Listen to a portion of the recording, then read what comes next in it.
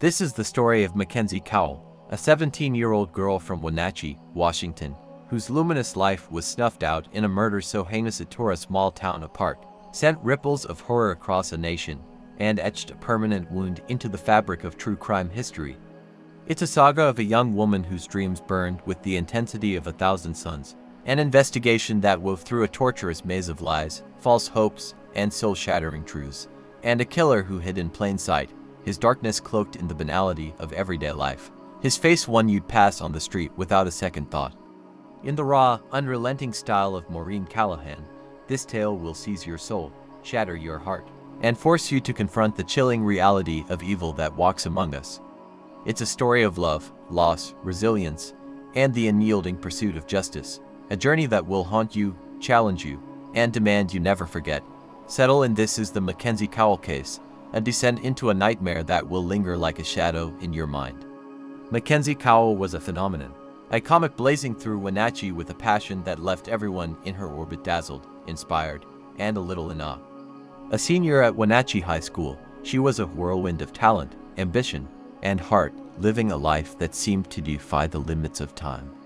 She danced with her school's team, every step a pulse of the music she lived for, her body weaving stories of joy, strength, and grace that captivated audiences and lifted spirits. She modeled her confidence, the triumphant middle finger to the childhood bullies who mocked her underbite, a feature she planned to correct with surgery, not because it diminished her, but because she wanted her outer radiance to match the fire within, a fire that burned so bright it could light up the darkest room.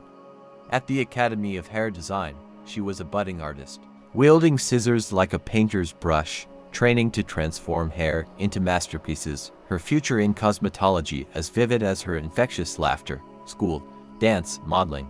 Training, she juggled it all with a work ethic that left seasoned professionals humbled, a determination that seemed to bend the laws of physics. Mackenzie was a force, her father, Reed, said, his voice a tapestry of pride woven with the raw, unending ache of loss. Sweet, chatty, and tethered to her family like a lifeline, she poured love into every moment. Late night giggles with her mom, planning romantic adventures with her boyfriend, Wenatchee, sketching a future where she'd conquer every goal she set. She was the girl who turned pain into power, who rose above cruelty with a smile that could melt hearts, who seemed destined to leave a mark on the world so profound it would echo through generations. But on February 9, 2010, that destiny was stolen, and Wenatchee plunged into a darkness that would redefine it forever, a nightmare that would test the limits of hope, faith, and human endurance. At 3 p.m., Mackenzie stepped out of the Beauty Academy for a 15-minute break, her silhouette caught on grainy surveillance video, a fleeting image of a girl unaware that her life was ticking down to its final, precious moments.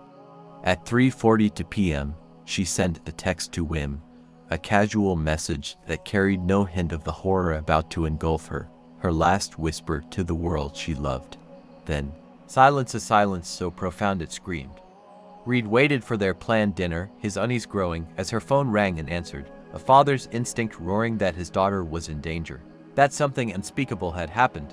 By 7 p.m., her 2000 Pontiac Grand Prix was found abandoned in Pitcher Canyon, 40 miles from the academy, a desolate, snow-choked stretch of nowhere that felt like the edge of the earth, a place where hope went to die.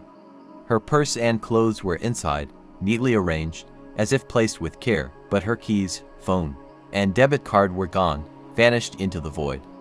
A single set of footprints snaked from the car through the snow, a chilling signature of someone who'd gone to extraordinary lengths to conceal their crime, to erase their tracks and the life they'd taken. This wasn't a missing person case, not a teenage runaway or a stolen car.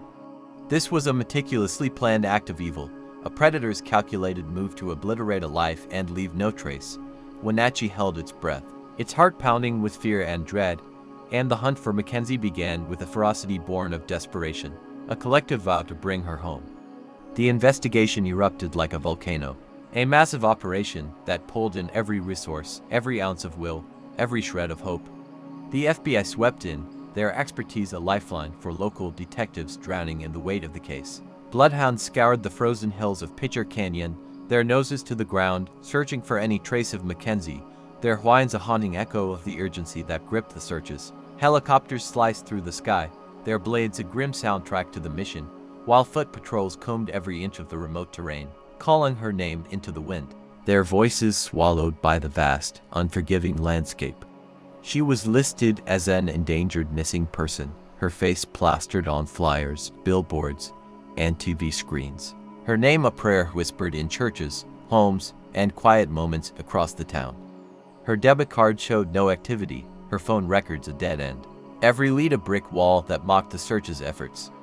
3 witnesses came forward, their voices trembling with urgency, reporting a tall, slim white man with dark hair near Pitcher Canyon between 4:30 and 5:30 p.m., his presence a shadow in the fading light, a figure who didn't belong, who seemed to carry the weight of something sinister.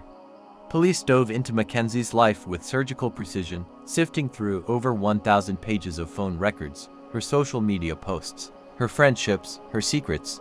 They interviewed classmates, teachers, neighbors, anyone who'd ever crossed her path, building a portrait of a girl who loved her life, who had no reason to run, no enemies to flee. This was no accident, no misunderstanding. This was abduction, murder, a crime so deliberate it froze the blood, so calculated it shook the foundations of a town that thought it knew itself. The clock ticked on, and hope began to fray, a fragile thread stretched to the breaking point, threatening to snap under the weight of the unknown. On February 13th, 4 agonizing days later, the truth broke through like a scream in the silence, a truth so brutal it changed Wenatchee forever. Mackenzie's body was found on the icy shore of the Columbia River, still clad in her beauty school uniform, a heartbreaking symbol of the dreams she'd never live, the future she'd never claim. She'd been beaten, stabbed, strangled, her body desecrated with a serrated knife lodged in her shoulder, her arm nearly severed in a grotesque post-mortem act that spoke of a killer's twisted, incomprehensible psyche. Duct tape lay nearby, a silent witness to the horror that had unfolded, its presence a chilling clue that would later prove pivotal, a thread that would lead to the truth. The autopsy was a cold, clinical devastation, its findings a knife to the heart, no drugs, no alcohol, no sexual assault, just pure, calculated brutality. A murder so vicious it seemed to mock the very idea of humanity. This wasn't a crime of passion or a random act of violence. This was a deliberate execution. A slaughter designed to inflict maximum pain, to erase a girl from the world in the most savage way possible. The killer wanted her dead, wanted her to suffer, wanted to leave a mark so deep it would haunt everyone who loved her. Wenatchee collapsed in grief, 1,800 people flooding her memorial, their tears mingling with her mother's raw, televised plea for justice. Somebody knows who did this to my baby. Please, help us find them. Please, give us our girl back. The town was no longer a safe haven, it was a crime scene. A wound that bled fear, distrust, and a collective anguish that changed how neighbors looked at each other, how they locked their doors at night. The investigation became a beast, a sprawling, maddening puzzle with too many pieces and no clear edges, a labyrinth that tested the limits of human endurance. Detectives started close to home, grilling those who knew Mackenzie best, their questions cutting deep into raw, bleeding wounds. Wim, her boyfriend, was questioned intensely, his grief laid bare under the harsh light of suspicion, his every word dissected for signs of deception. But his alibi was airtight, his love for her undeniable, his tears a testament to a heart broken beyond repair, her mother's boyfriend.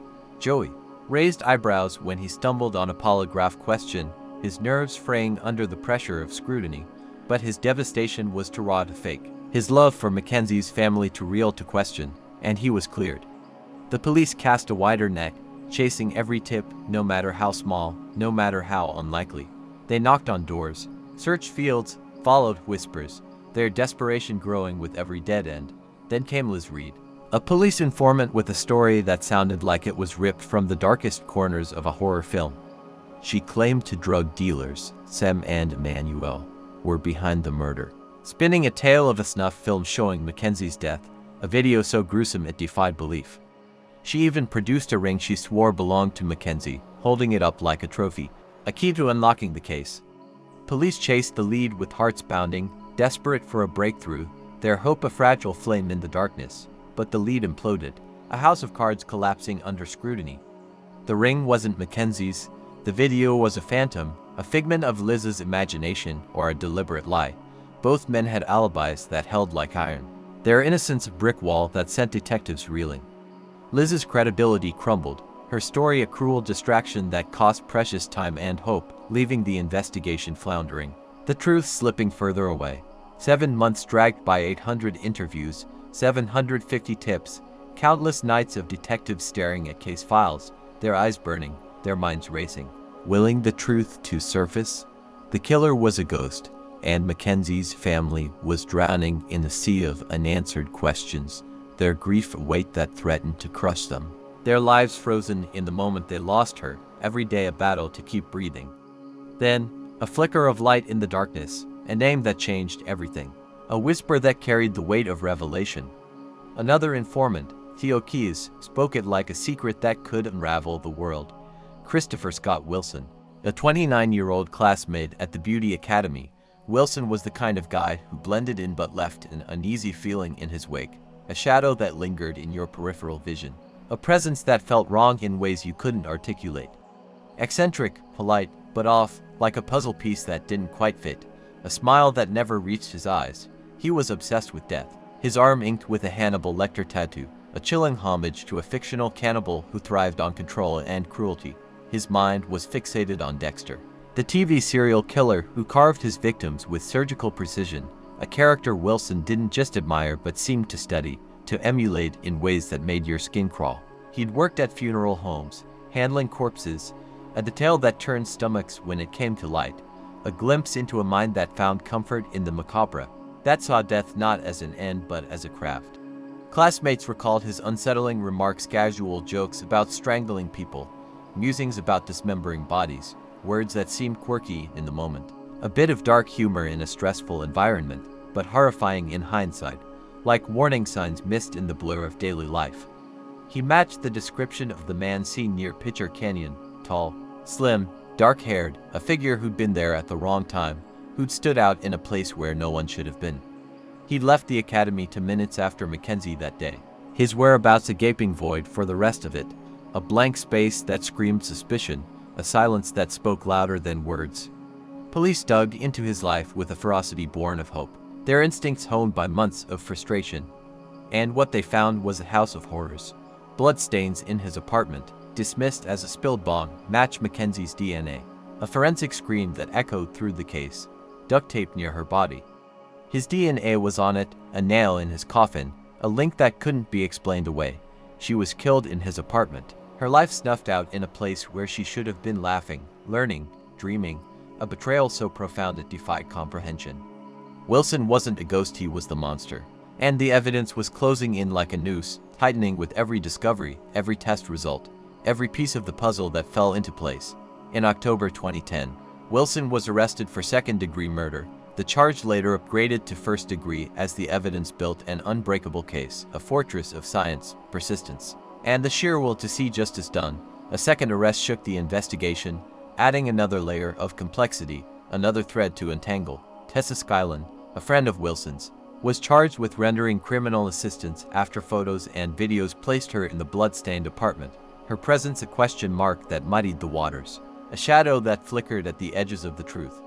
But Tessa was never charged, her role a murky footnote that faded from the narrative, a loose thread in a case already fraying at the edges. A mystery within a mystery. The case against Wilson was a masterpiece of forensic work, a tapestry woven from the threads of science and tenacity. No alibi, his DNA on the duct tape. Mackenzie's blood painting his apartment in a way that screamed guilt. A crime scene that told a story of violence, betrayal, and a life stolen. Yet one question gnawed like a splinter under the skin. A wound that wouldn't close. A puzzle that refused to be solved. Why? No motive emerged. No thread connecting him to Mackenzie beyond shared classes and casual encounters at the academy. No spark of anger, obsession, or vengeance to explain the savagery. He claimed he barely knew her, just a face in the crowd, a classmate he'd never spoken to beyond pleasantries, a girl who meant nothing to him. But the evidence told a different story, a puzzle with missing pieces but a shape too clear to deny, a truth that stared back with cold, unblinking eyes, a truth that demanded to be faced. The trial was a high-stakes drama, a small-town courtroom transformed into a battleground where truth and justice hung in the balance, a stage where every word, every gesture, carried the weight of a life lost and a town broken. Wilson's defense, led by high-profile attorney John Henry Brown, pulled every trick in the book. Fighting with the desperation of a cornered animal, their strategy a mix of deflection, denial, and calculated chaos. They spun a conspiracy theory, pointing fingers at Sam and Emmanuel, the drug dealers from Liz Reed's debunked tale, hoping to sow doubt in the minds of jurors, to paint a picture of a shadowy underworld where the real killers lurked. They challenged the DNA evidence, poking holes where they could, questioning chain of custody, lab protocols, the reliability of forensic science itself, anything that might crack the prosecution's case, however small the fracture. They fought tooth and nail to bury Wilson's funeral home past and Hannibal Lecter tattoo, arguing they'd poisoned the jury's minds, painting him as a monster before the trial even began, a caricature of evil rather than a man entitled to a fair hearing. The media frenzy didn't help, Wenatchee's gossip mill churning out rumors that made a fair trial feel like a fantasy, a dream drowned in headlines, social media posts, and whispered speculations at coffee shops and grocery stores. The town was divided, some clinging to Wilson's claims of innocence, believing he was a misunderstood eccentric caught in a web of circumstance, others convinced he was a predator who'd fooled them all, a wolf in sheep's clothing who'd walked among them undetected.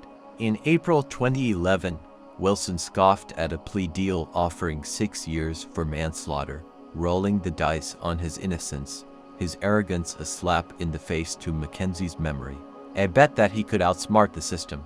But by 2012, staring down a jury swayed by headlines, small-town whispers, and the unbearable weight of Mackenzie's loss, he folded, his bravado crumbling under the pressure, his defiance no match for the evidence stacked against him. He took a plea for first-degree manslaughter, robbery, and an unrelated assault, standing in court to admit he strangled and stabbed Mackenzie, only to call it a lie, a scripted confession to dodge a life sentence, a coward's way out that left the truth dangling just out of reach. In May 2012, he was sentenced to 14 years, shaved down by time served, a sentence that felt like a compromise, a half measure for a crime that demanded more. In late 2023, after 11.5 years, he walked free, a fact that lands like a sledgehammer for everyone who loved Mackenzie, a wound that bleeds fresh with every mention of his name, a reminder that justice can feel like a betrayal, a promise unfulfilled. The aftermath is a tapestry of pain, grace, and unresolved ache, a study in how grief reshapes lives, how it lingers like a shadow you can't outrun, a weight you carry in your bones. Mackenzie's family and Wilson showed a surreal compassion, to sides of a tragedy reaching across the divide to hold each other's sorrow. A flicker of humanity in a story defined by its absence, a moment of connection that feels both sacred and impossible. Her bedroom remains a shrine, a time capsule of a life cut short her hairbrushes. Dance trophies, notebooks filled with dreams frozen in time, a space where her presence lingers like a ghost, both comfort and torment, a reminder of what was and what will never be. Reed finds her in the soft chime of a wind chime, its notes, a whisper of her spirit in the breeze, a fragile thread connecting him to the daughter he'll never hold again, a sound that brings both solace and sorrow. Wenatchee carries the scar like a collective wound, a town forever changed by the loss of one of its brightest lights, a community that learned the hard way that evil can wear a familiar face. Her mother's televised pleas still echo, a haunting refrain that speaks to the community's fear, its distrust, its anger at a world where such a thing could happen, where a girl could be taken in broad daylight, her life erased without warning. No clear motive ever surfaced. No satisfying answer to why a girl so full of life was targeted with such venom, such precision, such incomprehensible cruelty. The investigation was a testament to grit, a masterclass in persistence that unraveled a web of lies through DNA, dogged police work, and the sheer refusal to let Mackenzie's death go unanswered. It was a victory, but a hollow one, a bittersweet resolution that brought a killer to justice but left a void where answers should have been, a silence where Mackenzie's laughter once rang.